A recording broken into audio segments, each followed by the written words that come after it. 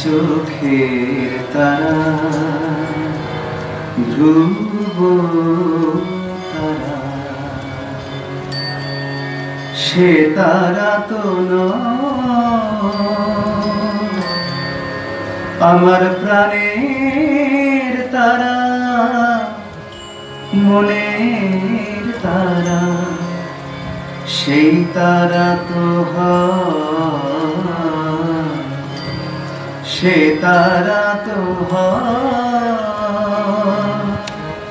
চোখের তারা ধ্রুব তারা, সে তারা তো।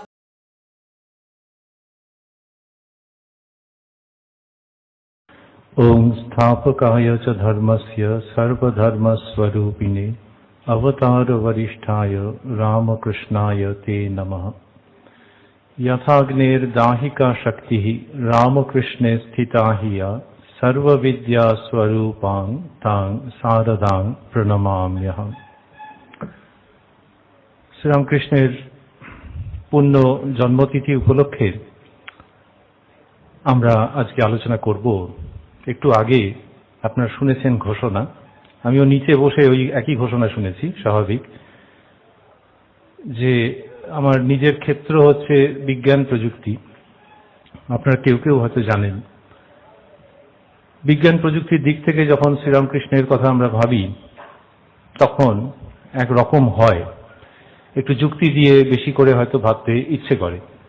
পাশাপাশি লোকে বলে যে এটা বিজ্ঞানের যুগ, প্রযুক্তির যুগ, age of science and technology. সেখানে শ্রীরামকৃষ্ণ কোথায় দাঁড়িয়ে সেগুলো চিন্তার মধ্যে আসে। কেউ অনেকটা জায়গা নিয়ে চিন্তা করতে পারেন, কেউ খণ্ডিতভাবে চিন্তা করেন। বিজ্ঞান মানে আমরা ছোট বয়সে এখানে যারা আছি তারা বোধহয় এমন কেউ নেই যে যিনি শুনিনি আমরা যারা, যে বিজ্ঞান মানে বিশেষ রূপে জানার নামই বিজ্ঞান। এরকম আমরা সকলেই শুনেছি বা পড়েছি বা হয়তো পরীক্ষায় লিখে নম্বর পেয়েছি। যখন বিজ্ঞানকে সেরকম ভাবে ভাবি, যাতে নানান রকমের তো বিজ্ঞান আছে, ভৌত বিজ্ঞান আছে, জীবন বিজ্ঞান আছে, এইসব আছে, সেখানে শ্রীরামকৃষ্ণ কোথায় দাঁড়িয়ে? একটা হচ্ছে যে তার একটা বিজ্ঞানসম্মত দৃষ্টি ছিল, সেটা ঠিক আছে, কিন্তু উনি নিজে বিজ্ঞান শব্দকে যে ব্যবহার করেছেন যেভাবে, আজকের সন্ধ্যায় যেটুকুনি বলবার বা ভাববার তাতে ওইটার মধ্যে থাকবো, যে শ্রীরামকৃষ্ণ যেখানে বিজ্ঞান শব্দটা ব্যবহার করছেন এবং বিজ্ঞানী কথাটি বলছেন। যে মুহূর্তে ঠাকুর শ্রীরামকৃষ্ণ বিজ্ঞান এবং বিজ্ঞানী বলছেন, তখন যেন একটা পর্দা সরে যাচ্ছে, একটা নতুন দিক উন্মোচিত হচ্ছে। ওই ফিজিক্যাল সায়েন্সেস এবং লাইফ সায়েন্সেস সেই বিজ্ঞানের কথা উনি বলছেন না। প্রত্যেক মানুষেরই তো স্বাধীনতা আছে যে একটা শব্দকে নিজের মতো করে সংজ্ঞা দেওয়ার, নিজের মতো করে বুঝে নেওয়ার এবং অন্যদের কাছে পরিবেশন করবার। শ্রীরামকৃষ্ণ যেটা করছেন সেটা হচ্ছে বিজ্ঞান মানে উনি বলছেন যে জ্ঞানের পারে বিজ্ঞান। আর জ্ঞান মানে কি, এই জন্য একটু হোঁচট খেয়েছিলেন তার কাছেই রামকৃষ্ণ কথামৃতের রচয়িতা শ্রীম বা মহেন্দ্রনাথ গুপ্ত। একদম প্রথম দিকে যখন শ্রীরামকৃষ্ণের কাছে যাতায়াত করছেন তখন একদিন জিজ্ঞেস করেছিলেন শ্রীরামকৃষ্ণ যে তোমার পরিবার কেমন। উনি একটু নিজেকে বেশি নম্বর দেওয়ার মতো করে বলেছিলেন যে আজ্ঞা ভালো, তবে অজ্ঞান। সেটা আন্তর্জাতিক নারী দিবস ছিল না, কিন্তু তা সত্ত্বেও শ্রীরামকৃষ্ণ সঙ্গে সঙ্গে ধরতে দেরি করেননি। উনি বলেছিলেন যে ও আর তুমি জ্ঞানী। এইটাতে মাস্টারমশাই বুঝেছেন যে চালটা ভুল হয়ে গেছে। এবং কথামৃতের মধ্যে তিনি লিখেছেন যে মাস্টার পরে বুঝিলেন যে ঈশ্বরকে জানার নামই জ্ঞান আর তাকে না জানার নামই অজ্ঞান। ফলে নিজের ওয়াইফ সম্পর্কে যখন বলেছেন যে আজ্ঞা ভালো কিন্তু অজ্ঞানী বা অজ্ঞান, তখন শ্রীরামকৃষ্ণের ওইটা ঝপ করে লেগেছে যে অজ্ঞান বললে কেন, তেমনি ঈশ্বরকে জানার ব্যাপারে তুমি খুব এগিয়ে আছো, আর ইউ ডেফিনিট, এই জায়গা থেকে ধরেছেন। শ্রীরামকৃষ্ণের এই যে জায়গাটা, যে জ্ঞান মানে তাকে জানাটাই হচ্ছে জ্ঞান আর তাকে না জানাটা অজ্ঞান। সেই তাকে মানে কি, হিন্দুরা একরকম বলবে, মুসলমানরা একরকম বলবেন, হিন্দুদের মধ্যেও আর বিভিন্ন সম্প্রদায় নানান রকম বলবে, কিন্তু তোমার জীবনে যাকে তুমি ঈশ্বর বলে ভেবেছ, বা পরমাত্মা ভেবেছো বা আল্লাহ ভেবেছো, জীবনের সর্বশ্রেষ্ঠ যাকে ভেবেছো, সকল প্রশ্নের উত্তর যাকে ভেবেছো, জগতের পরম কারণ বলে যাকে ভেবেছো, যদি ভেবে থাকো, যদি না ভেবে থাকো তাহলে তো কেসটা আরো খারাপ, কিন্তু যদি ভেবে থাকো তাহলে তাকে যতক্ষণ না জানতে পারছো ততক্ষণ তুমি অজ্ঞান। এইটা শ্রীরামকৃষ্ণের পরিষ্কার কথা। আর তাকে জানতে পারার নামটা হচ্ছে জ্ঞান, যিনি জেনেছেন তাকে বলা হচ্ছে জ্ঞানী। এই জায়গা থেকে আমরা শ্রীরামকৃষ্ণকে পাচ্ছি যে তিনি জ্ঞান এবং অজ্ঞানকে ডিফাইন করে নিচ্ছেন। কিন্তু আমরা ওই যে বলছিলাম যে বিজ্ঞানের দৃষ্টিতে যখন ঠাকুর শ্রীরামকৃষ্ণকে দেখছি তখন দেখছি যে উনি বিজ্ঞানী শব্দটিকে আবার অন্য রকম উচ্চতায় রাখছেন। তাহলে কি ছিল, অজ্ঞানের পর জ্ঞানের কথা বলেছেন, তারপরে বিজ্ঞানের প্রসঙ্গ তিনি বলছেন। বিজ্ঞানের কথা কি বলছেন, যেটি বলছেন সেটা একেবারে শ্রীরামকৃষ্ণের নিজস্ব অনন্য একটা চিন্তা। তিনি বলছেন, আমরা যদি ঠাকুর শ্রীরামকৃষ্ণের কথাকে উদ্ধৃত করি, তিনি বলছেন যে জ্ঞানী নেতি নেতি করে বিষয় বুদ্ধি ত্যাগ করে ব্রহ্মকে জানতে পারে। তিনি পঞ্চভূত নন, ইন্দ্রিয় নন, মন বুদ্ধি অহংকার নন, তিনি সকল তত্ত্বের অতীত। এইভাবে করে জ্ঞানী ব্রহ্মকে জানতে পারেন, এই কথা শ্রীরামকৃষ্ণ বলছেন। ব্রহ্ম, ওয়ান উইদাউট আ সেকেন্ড, এই তাকে জানতে পারে জ্ঞানী এইরকম ভাবে যে তিনি এটা নন, এটা নন, এটা নন, এইভাবে নেগেট করতে করতে জ্ঞানী ব্রহ্মতে গিয়ে উপনীত হন। এইবার ঠাকুর শ্রীরামকৃষ্ণ যখন বলছেন তখন আমরা জানি যে তাকে প্রায় 1 মিনিটও পাওয়া যায় না বা 2 মিনিটও পাওয়া যায় না। 1 মিনিট পাওয়া গেলেও যেতে পারে, তার বেশি নয়, যে তিনি সিরিয়াসলি খুব একেবারে তাত্ত্বিকভাবে কিছু বলছেন। In no time he is coming to very ordinary dialogue. এই জ্ঞানী বিজ্ঞানীর প্রসঙ্গ যখন হচ্ছে তখন তিনি খুব সাধারণভাবে বলছেন, কিন্তু অসাধারণ কথা। ওই যে বললেন যে জ্ঞানী মানে যে কিনা নেতি নেতি করে বিষয় বুদ্ধি ত্যাগ করে তবে ব্রহ্মকে জানতে পারে, যে তিনি পঞ্চভূত নন, ইন্দ্রিয় নন ইত্যাদি। এইটাকে ইলাস্ট্রেট করছেন শ্রীরামকৃষ্ণ যেভাবে, সেটি আমাদের এক এক সময় মনে হয় ঈর্ষণীয়, যে একটা কথাকে, একটা জটিল গভীর দুরূহ তত্ত্বকে এত সহজভাবে এক্সপ্রেস করা যায়। তিনি বলছেন যেমন সিঁড়ির ধাপ ছাড়িয়ে ছাড়িয়ে ছাদে পৌঁছানো যায়। তো বললেন সিঁড়ির ধাপ ছাড়িয়ে ছাড়িয়ে ছাদে পৌঁছানো যায়, সেটা হচ্ছে জ্ঞানীর ওয়ে অফ লাইফ। আমরা যখন ছাদে যাচ্ছি তখন সিঁড়িগুলো একভাবে দেখতে গেলে সিঁড়িগুলো যেন প্রতিবন্ধক, যে বাবা যতক্ষণ না এইগুলোকে ক্রস করা যাচ্ছে ততক্ষণ ছাদে পৌঁছানো যাচ্ছে না। ভাষা কি সুন্দর ব্যবহার করছেন শ্রীরামকৃষ্ণ, বলছেন সিঁড়ির ধাপ ছাড়িয়ে ছাড়িয়ে, ছাড়িয়ে ছাড়িয়ে মানে ওরা যেন ধরে রাখতে চেয়েছে। আর সত্যি সত্যি বাচ্চা ছেলে বা মেয়ে উঠতে পারে না ছাদে, হামাগুড়ি দিয়ে পারবে না। একটা যতক্ষণ না শক্তি আসছে ততক্ষণ সিঁড়িকে ছাড়িয়ে ছাড়িয়ে যাওয়া যায় না। সেরকম ভাবে যিনি জ্ঞানী তাঁরও একটা মানসিক শক্তি এসছে, আধ্যাত্মিক শক্তি এসছে, সেইটার দ্বারা তিনি এই বিষয় ভূত যে জগৎ, ইন্দ্রিয় গ্রাহ্য যে জগৎ, সেই জগৎকে ছাড়িয়ে ছাড়িয়ে যাচ্ছেন। অ্যাডাল্ট হয়ে গেছেন তিনি।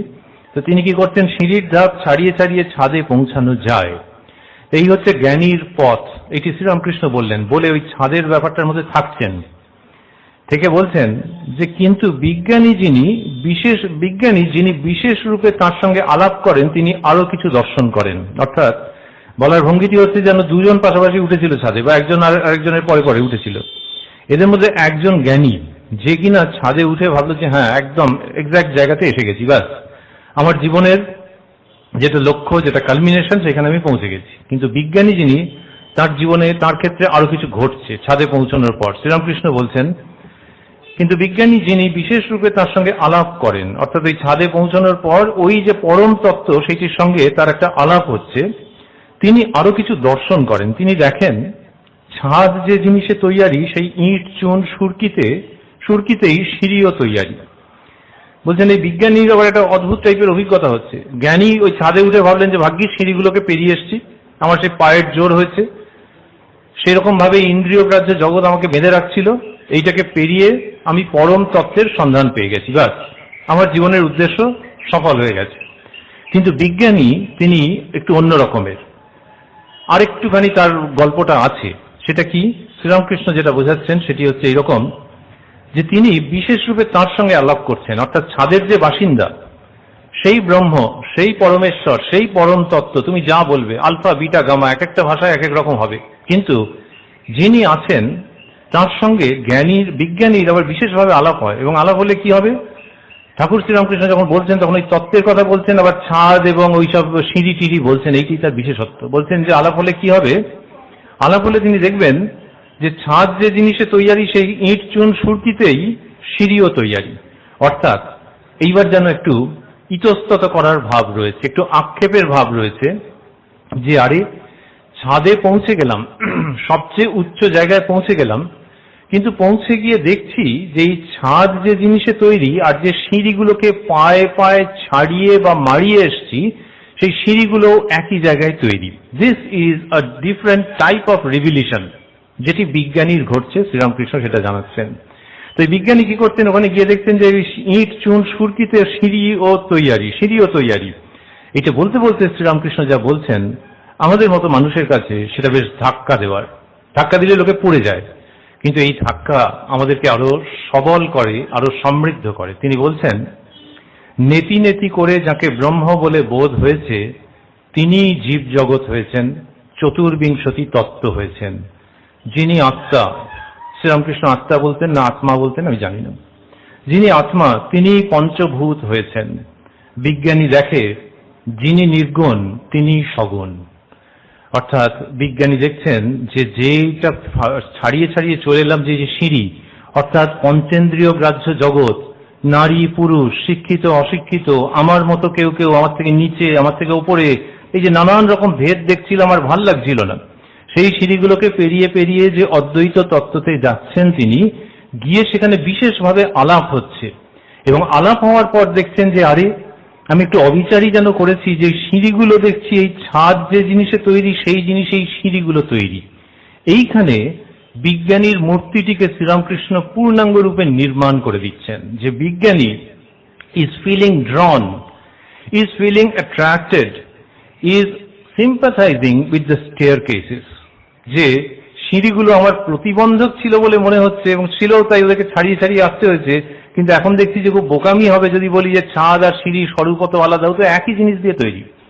এইটা বলে শ্রীরামকৃষ্ণ যেটি বলছেন, কেন আমাদের ধাক্কা লাগে, যে নেতি নেতি করে যাকে ব্রহ্ম বলে বোধ হয়েছে তিনি জীব জগৎ হয়েছেন। এইটা বিজ্ঞানীর অনুভূতি বলে তিনি ঘোষণা করছেন, তিনি শেখাচ্ছেন, নিজের জীবনের আলোকে উপস্থাপন করছেন, যে যাকে ব্রহ্ম বলে বোধ হয়েছে, ব্রহ্ম, ওয়ান উইদাউট আ সেকেন্ড। আমরা ইংরেজিতে অনেক সময় এই ধরনের এক্সপ্রেশন পাই। তাহলে ওয়ান উইদাউট আ সেকেন্ড যদি হন তিনি, যে তিনি অদ্বৈত, দুই রকম নেই, তাহলে তিনি জীবজগৎ। জীবজগৎ মানে তো একটা ক্রাউড। কিন্তু বিজ্ঞানী দেখছেন যে না, ওই যিনি এক তিনি আবার বহু হয়েছেন। এইটা কোনো বক্তৃতার মতো করে দেখছেন না, কাউকে বুঝিয়ে বলবার মতো করে দেখছেন না, কাউকে ইমপ্রেস করবার মতো করে ঘোষণা করছেন না, কিন্তু গভীরে এই অনুভূতিটা হচ্ছে যে ওই যেগুলো ছাড়িয়ে ছাড়িয়ে এলাম, যে সম্পর্কগুলোকে ছাড়িয়ে ছাড়িয়ে এলাম, যে সম্পর্কগুলোকে দু হাতে সরিয়ে দিলাম, এইখানে এসে দেখছি ইনি যা, ওইগুলোর মধ্যেও সেইটি রয়েছে পুরোপুরি। কিন্তু এখানে দাঁড়িয়ে আমাদের মনে হয় যেগুলো ছাড়িয়ে ছাড়িয়ে না গেলে ওই অনুভূতিটা হতো না, এবং ওই অনুভূতি হয়েছে দু ধরনের মানুষের। তার মধ্যে একজন জ্ঞানী, যিনি ওই অনুভূতিতেই একদম বোধ হয়ে আছেন, কিন্তু আরেকজন যিনি আরো একটু বেশি গিফটেড, তার মনে হয়েছে যে ওই যে তত্ত্ব আর যাদেরকে ছাড়িয়ে ছাড়িয়ে এসেছি যে বেচারাদের, সেই দুটি অভিন্ন। এটা শ্রীরামকৃষ্ণ বলছেন যে এইটি বিজ্ঞানীর লক্ষণ। বিজ্ঞানী দেখে যিনি নির্গুণ তিনি সগুণ। যিনি নির্গুণ, যাকে ডিসক্রাইব করা যায় না, যে ছেলে না মেয়ে, তার জন্ম কবে, তার অবসান কোথায়, কোনো অ্যাট্রিবিউট দিয়ে আমি তাকে ডিসক্রাইব করতে পারবো না, যিনি নির্গুণ তিনি সগুণ। এইটা বিজ্ঞানীর অনুভূতি। আবার অন্য জায়গায় তিনি বলছেন বিজ্ঞানীর সম্পর্কে, এই জন্য বলছিলাম প্রথমে যে আমরা যারা বিজ্ঞানের ছাত্র, ছাপ মারা, পেশাগত কারণে বিজ্ঞান নিয়ে আছি, ভালো লাগে, তাদের কাছে এইসব কথা অসাধারণ, যে পুরো প্রসঙ্গটাকে অন্য দিক থেকে দেখা হচ্ছে। বলছেন শ্রীরামকৃষ্ণ যে অজ্ঞান কাঁটা যদি পায়ে ফোটে, তাহলে একটা জ্ঞান কাঁটা নিয়ে আসতে হয় সেটাকে তোলবার জন্য, সত্যি একটু স্ক্র্যাচ করে দিয়ে তুলতে সুবিধে হলো। তারপরে লোকে কি আর ওই যেটাকে দিয়ে স্ক্র্যাচ করে সেটাকে রাখে নাকি, দুটোই তো ফেলে দেয়, সেটা এমনি ফেলে দিতে পারে। কিন্তু শ্রীরামকৃষ্ণ সেটিকে আধ্যাত্মিক জায়গায় নিয়ে আসছেন, নিয়ে এসে কনভিন্স করছেন যে দেখো যেমন দুটো ফেলে দিতে হয়, তেমনি অজ্ঞান কাঁটাকে তোলবার জন্য যে জ্ঞান কাঁটা নিয়ে আসা হলো, সেই জ্ঞান এবং অজ্ঞান দুটোকে ফেলে দিতে হয়, অ্যান্ড দেন ইউ আর এ বিজ্ঞানী, তুমি একজন বিজ্ঞানী। এইটা বলছেন যে কিনা ওই জ্ঞান এবং অজ্ঞান দুটোই ফেলে দিয়েছে মানে কি, তার মানে তার কাছে আর ওই জ্ঞান এবং অজ্ঞানের যে ডিমার্কেশন এটা নেই। ওই যে পরম তত্ত্ব, সেই পরম তত্ত্বের মধ্যে জ্ঞানও আছে অজ্ঞানও আছে। মহামায়ার স্তোত্রে আমরা পড়ছি ইয়া দেবী সর্বভূতেষু মাতৃরূপেণ সংস্থিতা, আবার তারপরে পরেই ইয়া দেবী সর্বভূতেষু ভ্রান্তি রূপেণ সংস্থিতা। যাকে মা বলছে তাকেই আবার বলছে যে তুমি নিখিল বিশ্বে ভ্রান্তি যেখানে যেখানে হচ্ছে সেখানেও তুমি। এই যে ওই জ্ঞান এবং অজ্ঞান, তাহলে তার উপরে আমি কিছু আবিষ্কার করছি। ইয়া দেবী, এই দেবীকে ডিসক্রাইব করা খুব শক্ত। একটু লক্ষণ বলা হচ্ছে যে তুমি মা রূপেও আছো, আবার তুমি ভ্রান্তি রূপেও আছো। তো তাহলে যিনি মা রূপে আছেন এবং যিনি ভ্রান্তি রূপে আছেন, তাহলে কোনটা সত্য? উত্তর হচ্ছে যে দুটোর থেকেও আবার উপরের কোন সত্য আছে। সেই সত্যের গল্প যিনি বলতে পারেন তিনি বিজ্ঞানী। শ্রীরামকৃষ্ণ তাকে খুব ভালোবাসছেন, দুধের উদাহরণ আনছেন, বলছেন যে যেন দুধ কেউ শুনেছে, কেউ দেখেছে, আর কেউ খেয়েছে। বিজ্ঞানী দুধ খেয়ে আনন্দ লাভ করেছে ও হৃষ্টপুষ্ট হয়েছে। এই কথার ভঙ্গি থেকে বোঝা যাচ্ছে যে শ্রীরামকৃষ্ণের খুব পছন্দ এই বিজ্ঞানীর অবস্থা। এটি আমার মতো যারা দর্শনের ছাত্র নই, এমনি টুকটাক পড়ি মনের আনন্দে, তারা অন্য কোনো জায়গায় এরকম ভাবে পাচ্ছি না। মানে সেই জন্য জগতে আর কোথাও নেই এটা জোর দিয়ে বলতে পারবো না, কিন্তু কোথাও পাচ্ছি না। বৌদ্ধ ধর্মে যে চিন্তা ভাবনা রয়েছে, যদিও সেখানে নির্বাণের কথা বলা হচ্ছে, যেটি সনাতন হিন্দু ধর্মের মোক্ষের যে ধারণা তার থেকে আলাদা, কিন্তু সেখানে দু ধরনের আছে, অরহত এবং বোধিসত্ত্ব।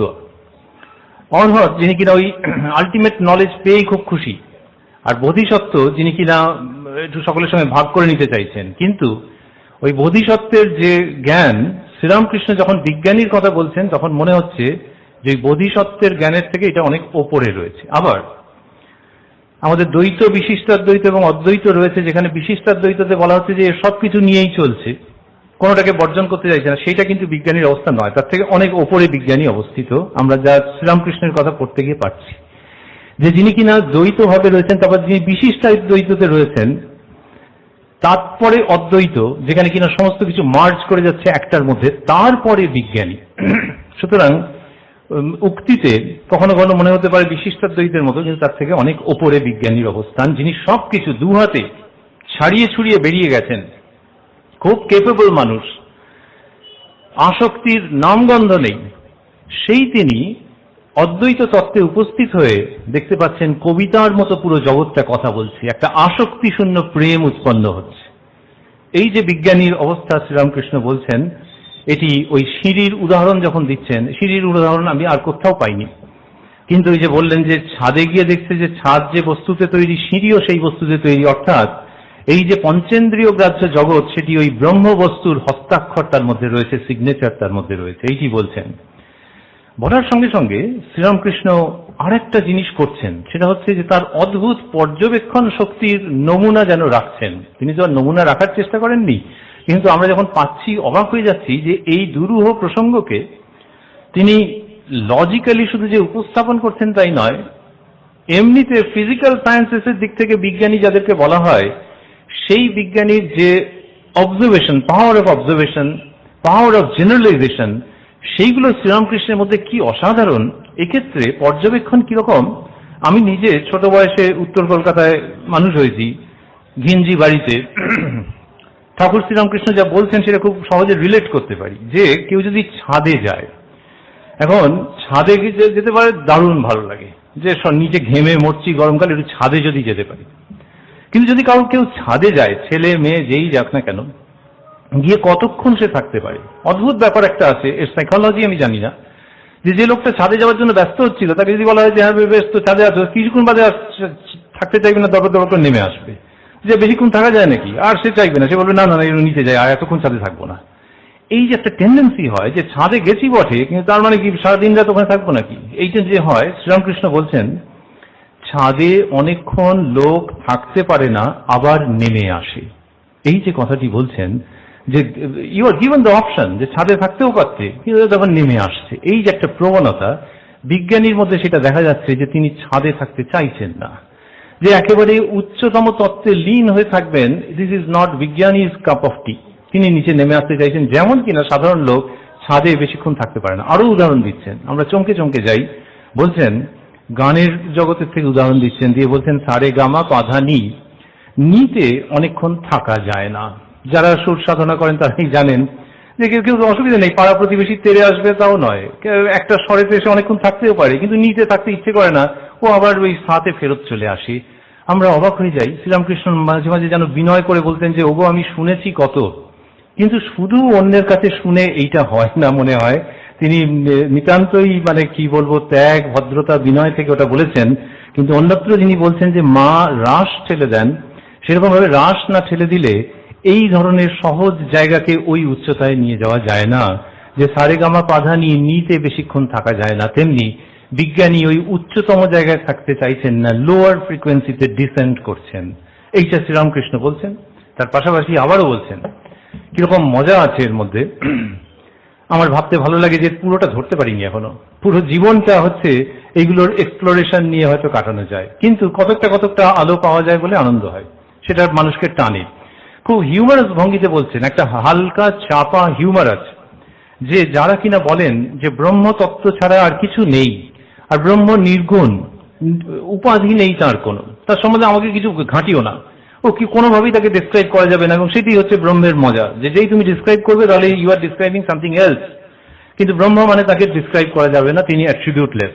এইটার বিপরীতে দাঁড়াচ্ছেন শ্রীরামকৃষ্ণ, দাঁড়িয়ে বলছেন হিউমার সহ, বিজ্ঞানী দেখে যিনি ব্রহ্ম তিনিই ভগবান, যিনি গুণাতীত। এই যে বিজ্ঞানীর কথা বলছেন, বিজ্ঞানী দেখে যিনি ব্রহ্ম তিনিই ভগবান।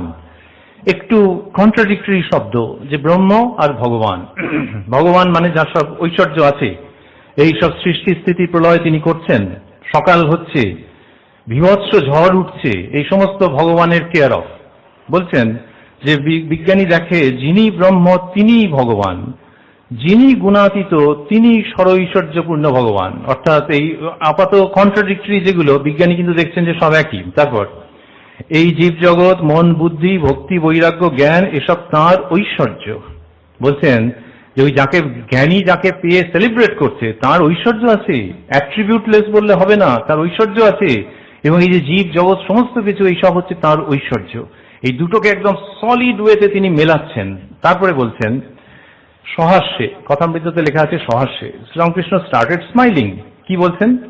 বলছেন যে বাবুর ঘরদার নাই, হয়তো বিকিয়ে গেল, সে বাবু কিসের বাবু? এই বলতে সবাই হেসে ফেলেছে।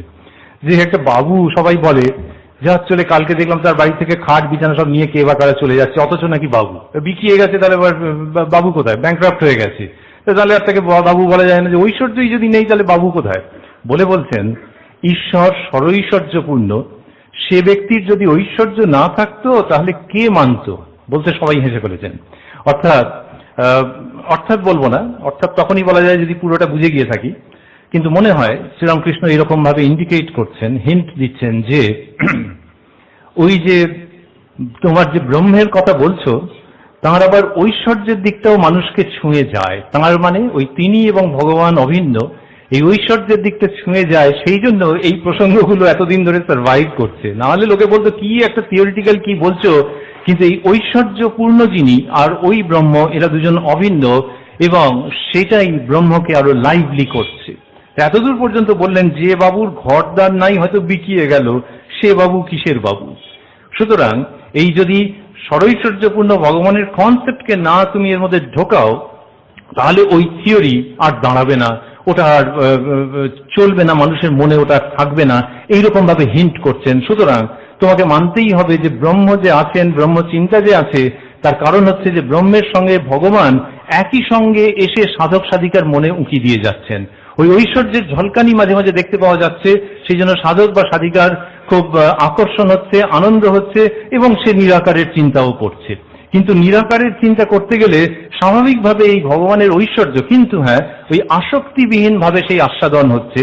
এই ঐশ্বর্য যখন ছুঁয়ে ছুঁয়ে যাচ্ছে, তখন that এনলাইভেন্স Brahma all the more. এইরকম জায়গায় শ্রীরামকৃষ্ণ একটা হিউমারাস জায়গা থেকে নিয়ে এলেন। অথচ আমরা দেখছি যে শ্রীরামকৃষ্ণের সমস্ত বাণীর মধ্যে এই যে তিনি ব্রহ্মকে নিচ্ছেন এবং তার সঙ্গে সঙ্গে ষড়ৈশ্বর্যপূর্ণ ভগবান এইসব যে বলছেন, কিন্তু তাঁর কথার মধ্যে বৈরাগ্যের যে সুর বড়রা বলছেন, কত সাধক সাধিকা বলছেন, হিন্দু ধর্মের অন্য ধর্মের মানুষজন বলছেন যে বৈরাগ্যের যে সুর সেটি আনমিস্টেকেবল।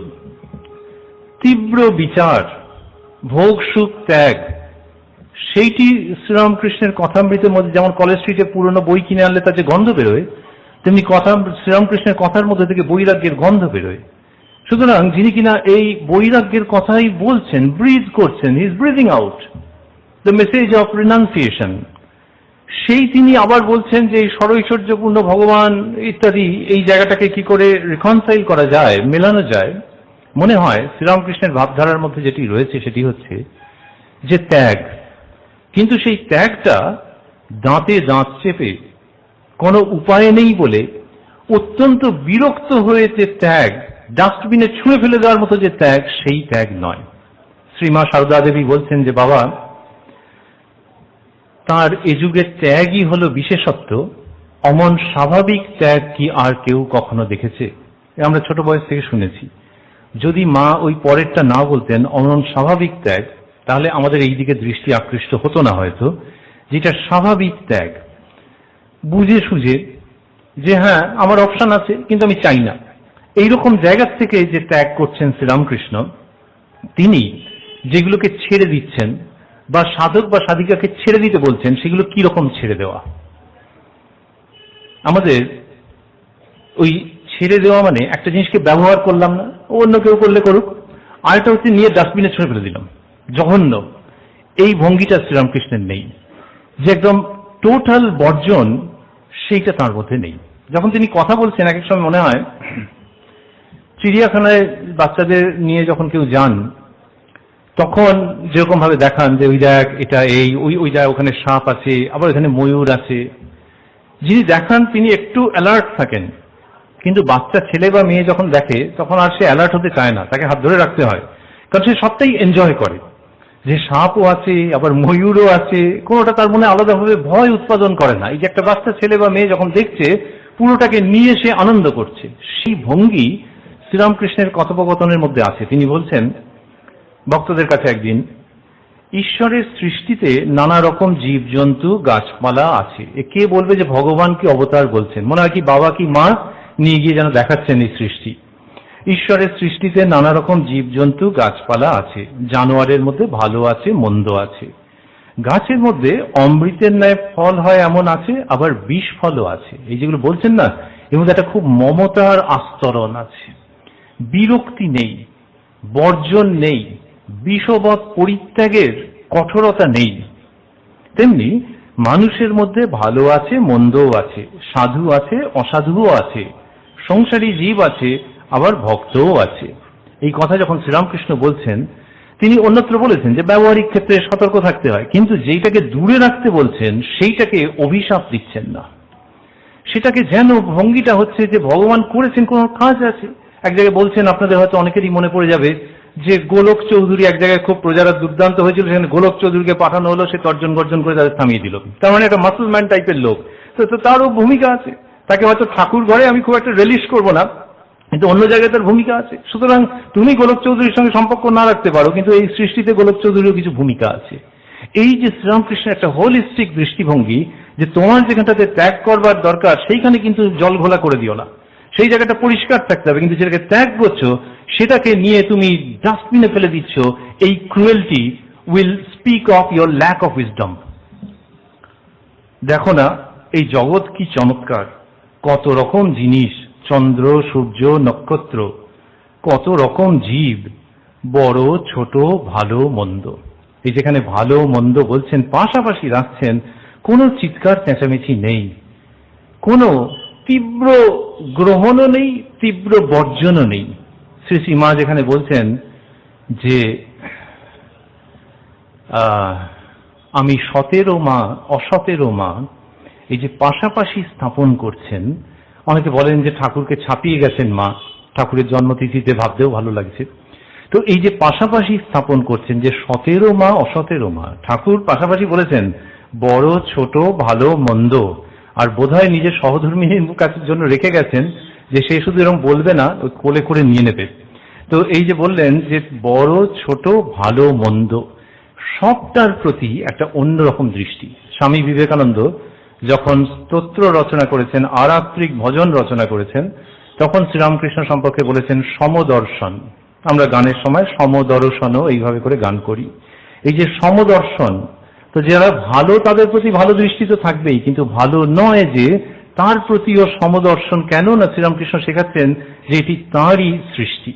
তাহলে বর্জনটা হচ্ছে যে আমার জন্য যেটা প্রয়োজন সেইটা এখানে যদি এই জলের গ্লাস আছে, এই জলের গ্লাস না থেকে যদি এখানে চা থাকতো, কফি থাকতো, তাহলে আমি হয়তো একটা নিতাম যে এখন জল খেতে ইচ্ছে করছে বা একটু কফি খাবো, আরেকজন হয়তো অন্য কিছু। আমি বললাম যে চাটা একটু আপনারা সরিয়ে নিন, সুতরাং ওইটা আমার লাগলো না, কিন্তু অন্যজনের ক্ষেত্রে প্রয়োজনীয় হতেই পারে। শ্রীরামকৃষ্ণ সেইভাবে করে দেখাচ্ছেন যে গ্রহণ বর্জনের জায়গাটা যেন খুব ঠিকঠাক থাকে, কিন্তু সেটা যেন অভিশাপের সঙ্গে বর্জন না হয়। স্বামী বিবেকানন্দ শিকাগোতে যখন বক্তৃতা দিচ্ছেন তখন বলছেন ওই প্রারম্ভিক বক্তৃতাতে, I am proud to tell you that I belong to a religion in whose sacred language the word exclusion is untranslatable. Exclusion তোমরা সাহেবরা বলো টলো, কিন্তু যে পবিত্র সংস্কৃত ভাষার আমরা উত্তরাধিকারী, এই যে আমরা একটু আগে বাংলায় বলছেন বর্জন, কিন্তু স্বামীজি বলছেন যে সংস্কৃতে ওইটার ইকুইভ্যালেন্ট নেই, ওটাকে ট্রান্সলেট করা যায় না। এক্সক্লুশন বলতে তোমরা সাহেবরা যেটা বোঝো, ওই যে এক্সক্লুশন, যে এর সঙ্গে আমাদের সম্পর্ক নেই, মুখ দেখতে চাই না, এই এক্সক্লুশন আমাদের সংস্কৃত ভাষায় নেই। এটা স্বামীজি বলছেন কি বোঝাতে গিয়ে, ওই যে একটা হোলিস্টিক দৃষ্টিভঙ্গি, যে সবকিছুকে আমরা গ্রহণ করছি, সবকিছুকে আমরা নমস্কার করছি, সবকিছুকে আমরা স্যালিউট করছি। আর হ্যাঁ, আমার জীবনে আমার চা হয় কি, কফি হয় কি, এমনি প্লেন জল চাই, সেটা একটা বাস্তব, কিন্তু বাকিটাকে আমি সবটাকে গ্রহণ করছি। স্বামীজি শিকাগোতে এটা বলছেন। এটা কি জন্য হচ্ছে? শ্রীরামকৃষ্ণ যেটি দেখাচ্ছেন, তিনি বলছেন যে এইটার যে হাইট, যে একেবারে আদর্শ যেটা, সেটা কোনখানে আসছে? সেটা বিজ্ঞানীর ক্ষেত্রে আসছে। ইটস আ লং স্ট্রাগল, শুধু কথার কথা নয়, কিন্তু বিজ্ঞানীর ক্ষেত্রে গিয়ে ওটা হচ্ছে কি পরিপূর্ণতা পাচ্ছে। সেখানে শ্রীরামকৃষ্ণ বলছেন বিজ্ঞান কিনা বিশেষ রূপে জানা, যেটা আমাদের খুব পরিচিত, এইটুকুনি ঠাকুরের সঙ্গে মেলে, কিন্তু বাকিটা তিনি বিজ্ঞান শব্দকে যে কনোটেশনে স্থাপন করছেন সেটি অনন্য। আমরা আগেও ভাবছিলাম, শ্রীরামকৃষ্ণ বলছেন ব্রহ্মজ্ঞানের পরেও আছে জ্ঞানের পর বিজ্ঞান। এই যে অবস্থাটি, যে একজন সর্বোচ্চ সত্যে উপনীত হবেন এবং তারপর জগৎ সংসারকে দেখবেন, যে জগৎ সংসারকে নিয়ে হই হই করে নাচানাচি করারও কিছু নেই, আবার অত্যন্ত বিরক্ত হয়ে ফেলে দেওয়ারও কিছু নেই, যেহেতু সবটাতেই তাঁর হস্তের স্বাক্ষর রয়েছে। এই যে দৃষ্টিভঙ্গি শ্রীরামকৃষ্ণ বিজ্ঞানীর কথার মাধ্যমে আনছেন, শুধু যে সেটা কথার কথা থাকছে তাই নয়, তিনি তার নিজের জীবনে সেটি ফুটিয়ে তুলছেন এবং ঘোষণাও করছেন ইন নো আনসার্টেন টার্মস। বলছেন এক জায়গায়, ঘরে বসে আছেন, তখন বলছেন নিজের সম্বন্ধে, ভক্তের অবস্থায় বিজ্ঞানীর অবস্থায় রেখেছে মানে মা রেখেছেন হয়তো, আমরা তো বুঝতে পারছি না, কিন্তু ওনার ওই অদ্ভুত মিষ্টি ভাষা বলছেন ভক্তের অবস্থায় বিজ্ঞানীর অবস্থায় রেখেছে, তাই রাখাল প্রভৃতির সঙ্গে ফচকিমি করি, জ্ঞানীর অবস্থায় রাখলে উটি হতো না। এই দেখাচ্ছেন প্র্যাকটিক্যাল ডিমনস্ট্রেশন, যে বিজ্ঞানী হলে সেসব একটা বাচ্চা ছেলে, শুদ্ধ সত্য ছেলে, কিন্তু তাহলেও জ্ঞানী হলে স্টিফ হয়ে তার নিজের জায়গাটাতে বসে থাকতো, যে কোনো রকমের 19-20 হতে দেবো না। কিন্তু উনি বলছেন যে রাখাল প্রভৃতির সঙ্গে ফচকিমি করি। এই অবস্থায় দেখি, এবার ইন মোর সিরিয়াস টিউন, এই অবস্থায় দেখি মাই সব হয়েছেন, সর্বত্র তাকে দেখতে পাই। এই বলতে বলতে কথাটা যেখানে চলে যাচ্ছে অভাবনীয়। বলছেন কালী ঘরে দেখলাম মাই হয়েছেন দুষ্ট লোক পর্যন্ত। মা কালীর যে ঘর, আমরা অনুমান করতে পারি যে যারা আমার জন্মের আগেও দেখেছেন তাদের কাছে কত কত শুনেছি যে দক্ষিণেশ্বরে মা ভবতারিণীর ঘরের মধ্যে আগে তো অনেক ঢোকার অনুমতি ছিল, এখন রেস্ট্রিক্টেড হয়ে গেছে, যে ঢুকলেই যে ভক্ত লোক নয় তারও কেন গা ছমছম করতো, একবার আধ্যাত্মিকতায় পুরো জায়গাটা গমগম করছে। তো শ্রীরামকৃষ্ণ যখন সেখানে সমুপস্থিত, তখন সেখানে কোন স্পিরিচুয়াল পিকে উঠে গেছে সেটা আমরা অনুমান করতে পারি। ইন স্পাইট অফ দ্যাট তিনি বলছেন কালী ঘরে দেখলাম মাই হয়েছেন দুষ্ট লোক পর্যন্ত। এখানে দুষ্ট লোকের প্রসঙ্গ চলে আসছে, যে কালী ঘরে দেখছেন, মা কালীর ফিল্ডে সেইখানে দেখছেন, মানে গর্ভ মন্দিরে সেইখানে দেখছেন যে দুষ্ট লোক পর্যন্ত মাই হয়ে রয়েছেন। এই বিজ্ঞানী যিনি কিনা দুষ্ট লোককে যে দেখছেন, তিনি বলতেন যে ওই সোনার তরবারির রূপটা আছে কিন্তু তা দিয়ে হিংসা হয় না। সুতরাং দুষ্ট লোককে দেখছেন কিন্তু এই দেখার আন্দাজটা অন্যরকম। তার মানে দুষ্ট লোকের সঙ্গে আলিঙ্গন করতে বলছেন না, অন্যত্র শিখিয়েছেন যে বাঘের মধ্যে নারায়ণ আছে তাকে আলিঙ্গন করবে না। কিন্তু আমাদের যেটা মুশকিল হয়, আমরা কি করি যে যার সঙ্গে চলবে না আমরা তাকে একেবারে দূর করে দিতে চাই। শ্রীরামকৃষ্ণ ব্রহ্মচারী এবং সাপের গল্পে বলছেন যে ব্রহ্মচারী সাপকে সব শিখিয়ে টিকিয়ে গিয়েছিলেন বলে গল্পটা যখন শেষ হচ্ছে তখন সাপকে বলছেন যে তুই তো ভারী বোকা, তোকে ফোঁস করতে বলেছিলাম, তো তুই সেটা করিস নাই কেন? তোকে কামড়াতে বারণ করেছি কিন্তু ফোঁস করতে বলেছিলাম। এইটা আমরা আমাদের মতো সাধারণ ভক্তরা অনেক সময় ভাবি যে ঠাকুর শ্রীরামকৃষ্ণ তাহলে এই অনুমতি দিয়ে দিয়েছেন যে যার সঙ্গে আমার চলছে না সেখানে ফোঁস করতে হবে। এইবার সাপের ক্ষেত্রে হয়েছিল কি যে তার ল্যাজ ঘুরিয়ে রাখালরা মেরে ফেলবার উপক্রম করেছিল। আমাদের ক্ষেত্রে তো আর ওই রকম হচ্ছে না, আমরা অনেক সেফ অ্যান্ড সিকিউর, কিন্তু তবু ওই শ্রীরামকৃষ্ণ বলেছেন বলে একটা যেন ওখান থেকে অনুমোদন নিয়ে আমরা শুধু ফোঁস করি না, যখন তখন ফোঁস করতে থাকি। এর ফলে মুশকিল হয়ে যায় কি যে ওই আমাদের ব্যক্তিত্ব ওইখানেতে খণ্ড খণ্ড খণ্ড খণ্ড হয়ে যাচ্ছে, যেখানে কিনা আমাদের অনেক ইনক্লুড করবার ছিল সেখানে নিজের সুরক্ষার একটা বেকার যুক্তি দিয়ে এটা এখানে হোল্ড করে না। যতটুকুনি আমার নিজেকে আলাদা করার দরকার ছিল তার থেকে ঢের বেশি আলাদা করে আমি খুব ভেহেমেন্ট টাইপের হয়ে যাই, আমি খুব একটা ক্রুর ব্যক্তিত্বে পরিণত হয়ে যাই অনেক সময়। সেইখানে শ্রীরামকৃষ্ণ বলছেন যে না, জগতের প্রতি একটা ক্ষমা সুন্দর দৃষ্টিও রাখা নয়, ওই তিনি এই সব কিছুর মধ্যে রয়েছেন এইটা দেখাতে শিখাচ্ছেন। বলছেন দুষ্ট লোককে পর্যন্ত বাদ দিবার জো নাই কথাটা এত সুন্দর যে মানে আমি চাইলেও পারছি না, আমার কনস্টিটিউশনের মধ্যে থেকে হচ্ছে না। কিরকম? তুলসী শুকনো হোক ছোট হোক ঠাকুর সেবায় লাগবে। কি অসাধারণ কথা। একদিন বকুলতলায় দেখলুম নীল বসন পরে একটি মেয়ে দাঁড়িয়ে বেশ্যা, দপ করে একেবারে সীতার উদ্দীপন। এইসব কথা ব্যাখ্যা করবার অন্তত আমার জায়গা নেই, কিন্তু ওই মেয়েকে দেখে নীল বসন পর্যন্ত বলেছেন, বলছেন দপ করে একেবারে সীতার উদ্দীপন। এই তো 2019-এর ভাষা বলে মনে হয়। দপ করে একেবারে সীতার উদ্দীপন। ও মেয়েকে ভুলে গেলুম, কিন্তু দেখলুম সাক্ষাৎ সীতা লঙ্কা থেকে উদ্ধার হয়ে রামের কাছে যাচ্ছেন, অনেকক্ষণ বাহ্যশূন্য হয়ে সমাধি অবস্থা হয়ে রইল। এই যে দেখছেন সেই মেয়ে যে কিনা দাঁড়িয়ে ছিল, সেও জানে না যে একজন প্রৌঢ় মানুষ তাকে দেখেছেন একজন পূজারী মানুষ, কিন্তু এই দুজনের দেখার আন্দাজ আলাদা। কিন্তু যিনি দেখছেন তিনি ওকে দেখে সাক্ষাৎ সীতা দেবীর উদ্দীপন হচ্ছে। আন্তর্জাতিক নারী দিবসে এইসব ভাবছি যে মেয়েদের প্রতি সম্মান টম্মান আমরা বলি, সেই কথাগুলো ওজনে কম পড়ে যায়, যেখানে শ্রীরামকৃষ্ণ ওই মেয়ের মধ্যে সীতাকে দেখছেন যে বড় দুঃখী, জনম দুঃখিনী, আর এও দুঃখী। মেবি ওই দুঃখের জায়গা থেকে চার্জ হয়ে গেছেন, জানি না আমরা। তো বলছেন ওই নীল বসন পরা ওই মেয়েকে দেখে শীত দপ করে সীতার উদ্দীপন হলো, এইসব কথা তিনি বলছেন। আমরা প্রসঙ্গের শেষের দিকে এসে এইটা ভাবছি যে শ্রীরামকৃষ্ণ যেভাবে এই বিজ্ঞানীর যে জায়গাটাকে দেখাচ্ছেন, এটা কার জন্য দেখাচ্ছেন? নরেন্দ্রনাথকে তিনি বলেছিলেন, যখন নরেন্দ্রনাথ বলেছিলেন যে আমার ইচ্ছে যে সুখদেবের মতো সমাধিস্থ হয়ে থাকবো আর মাঝে মাঝে খেতে টেতে একটু উঠবো স্পেয়ারিংলি, তাছাড়া আমি সমাধিস্থ হয়েই থাকবো, তখন বকুনি দিয়েছিলেন যে আমি ভেবেছিলাম যে তুই কত বড় হবি, তা না তুই এত হীন বুদ্ধি, এই সমস্ত বলে বকুনি দিয়েছিলেন। এবং দিয়ে বলেছিলেন যে কোথায় তোর ছায়ায় এসে সমস্ত বটগাছের মতো হবি, সবাই আশ্রয় পাবে, আর তুই এসব বলছিস।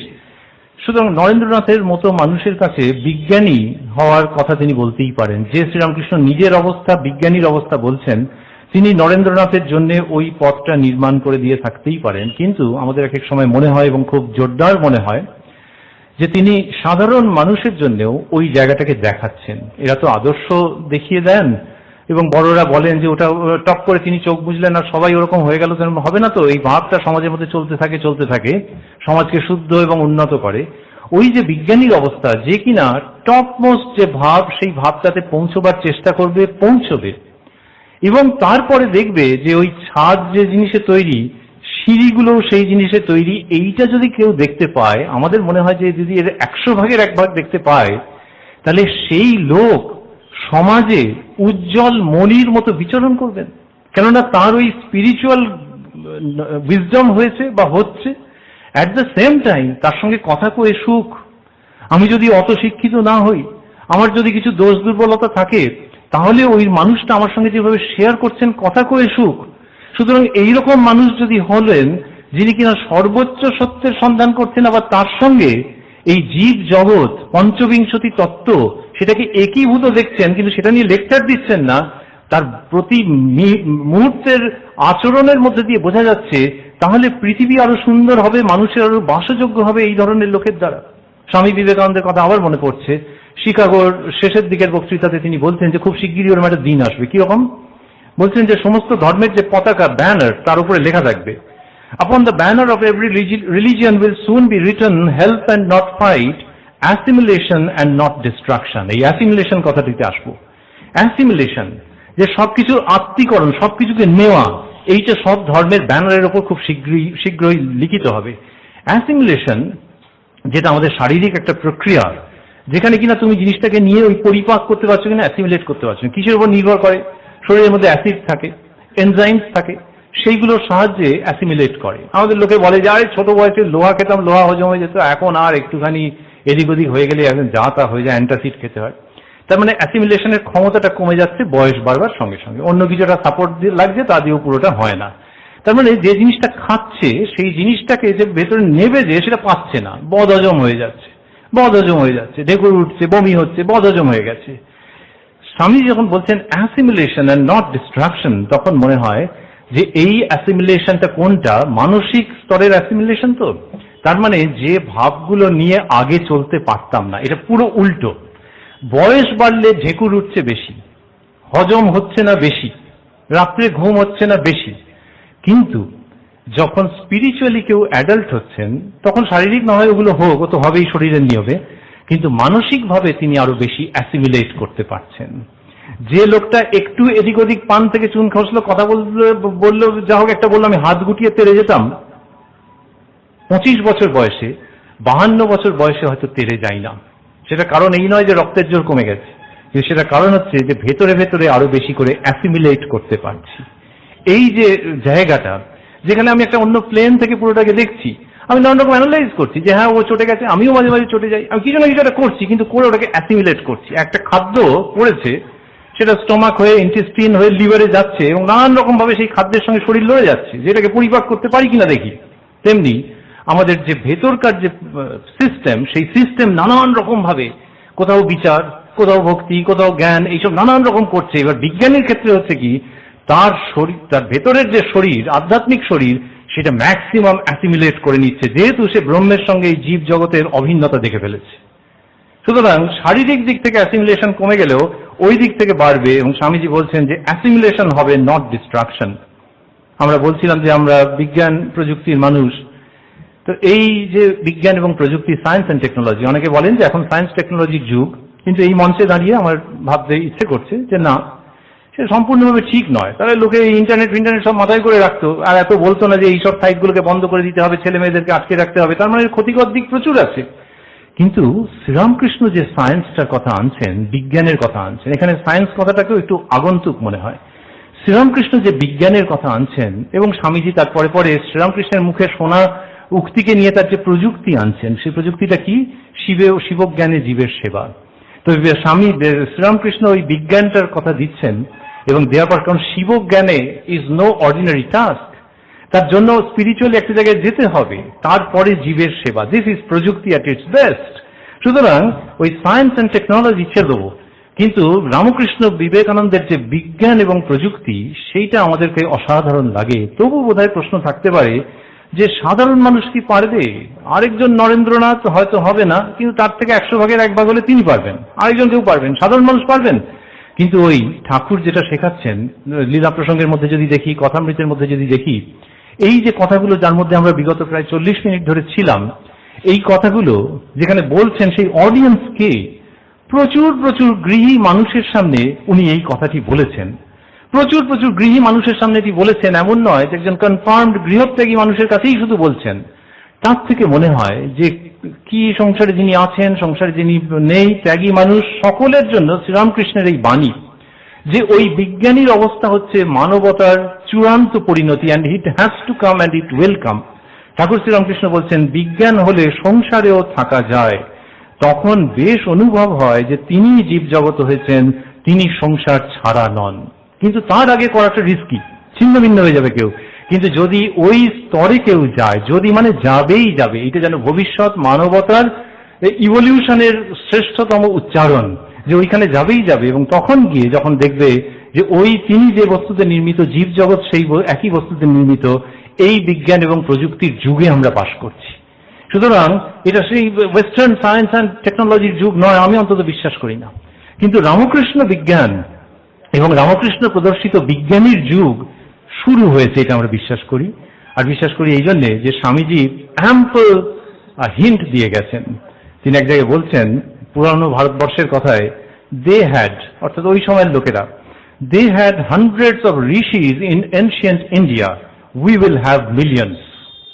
এই যে ঋষি যারা কিনা সংসারিতে রয়েছেন, কিন্তু এমন কথা বলছেন, এমন ভেতরকার সুগভীর পবিত্র সত্য উচ্চারণ করছেন, যেটি কি গৃহী কি সন্ন্যাসী সকলেরই মাথায় করে রাখবার মতো, দিস ঋষিহুড, সেইটার কথা স্বামীজি বলছেন। এবং বলছেন যে তখন কয়েকশো ছিল, and we will have millions, তার মানে that those days are to কাম।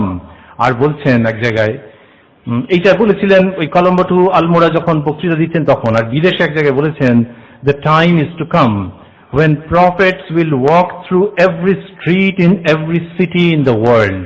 তুমি যাকে আজকে প্রফেট বলে ভাবছো, আর দূর থেকে হাত জোড় করছো আর ভাবছো যে তুমি কত নিচে আছো, ভাই অতটা নিরুৎসাহিত হওয়ার কারণ নেই। একটা দিন আসবে যখন পৃথিবীর প্রত্যেকটা শহরে প্রত্যেকটা রাস্তা দিয়ে প্রফেটরা হেঁটে যাবেন। This is Vivekananda. সুতরাং he talks about the evolution of humankind, the spiritual evolution, the inevitable spiritual evolution, the most welcome spiritual evolution of mankind. এবং সেখানে তিনি বলছেন যে এই দিন আসবে যখন পৃথিবীর প্রতিটা শহরে প্রতিটা রাস্তা দিয়ে প্রফেটরা হেঁটে যাবেন। অতএব আজকে শ্রীরামকৃষ্ণের পূর্ণ জন্মতিথিতে আমরা ভাবছি যে আমরা ওই রকম একটা জিনিস শুরু হয়ে গেছে তার মধ্যে রয়েছি। লোকে এমনি বলে নাটক শুরু হয়ে গেছে, কিন্তু নাটক শুরু হলে লোকে ওই অন্ধকারের মধ্যে বসে দেখে। আর এই শ্রীরামকৃষ্ণ লীলা যেটি শুরু হয়েছে, দ্য গ্র্যান্ডেস্ট অফ অল নাটকস অর ড্রামাস, এই শ্রীরামকৃষ্ণ লীলা, এটির সুবিধা হচ্ছে যে এই লীলাটা যেমন দেখতে পাচ্ছি, তেমনি আমরাও কিন্তু তার সঙ্গী হয়ে যাচ্ছি, অটোমেটিক্যালি হয়ে যাচ্ছি। এবং এই লীলা আমাদেরকে সেই জায়গায় আহ্বান করছে, বিজ্ঞানীর জায়গায় আহ্বান করছে। কার কোন জন্মে হবে বলা মুশকিল, আমরা কি করে প্রেডিক্ট করব। কিন্তু ওই একটা নাটকের যে চূড়ান্ত যে জায়গাটা, সেইটা হচ্ছে কিরকম না, সেটা হচ্ছে যে মানুষ বিজ্ঞানীর অবস্থায় উপনীত হবে, পরম সত্যকে আস্বাদন করবে এবং আস্বাদন করে জগৎ জীবনকে খুব মরমী চোখে দেখবে এবং আসক্তিশূন্য ভাবে তীব্রতম রূপে ভালোবাসবে। এই ভালোবাসা, এই বিজ্ঞান, এই মানবতার বিবর্তন এবং এই আধ্যাত্মিকতার সোনালী সম্পদের দিকে আমরা সাগ্রহে তাকিয়ে থাকব। ধন্যবাদ, নমস্কার।